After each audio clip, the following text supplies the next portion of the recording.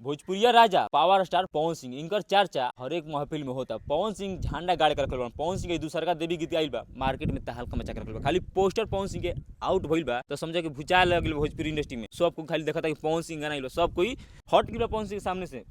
तो पवन सिंह मेहनत के लिए बना, आज मेहनत उनका इतना रंग लइल बा उनका सामने सब फीका बा। तो पवन सिंह के देवी की दूसर काटे जो उनके पोस्टर आइल बा लामी लामी केस गार्दा बा भाई, बहुत लाजवाब गाना बा। जो उनकी टी सीरीज हमारे भोजपुरी से आवत है गाना, और ये गाना के लिखले बड़े विजय चौहान। समझो कि जो बबुआन गाना लिखले जो उनकी गार्दा गाना बा भाई, नंबर 1 गाना चलता है पवन सिंह के, वही विजय चौहान लिखले बना। तो विजय चौहान जब भी गाना लिखले मार्केट में तो हल्का मच चला भुचाला जाला भोजपुरी इंडस्ट्री में। अब पावर स्टार पवन सिंह जब देवी गीत गई विजय चौहान के लिखल तो समझो कि भाई गार्दा बहुत ही लाजवाब गाना बाटे, बहुत लाजवाब।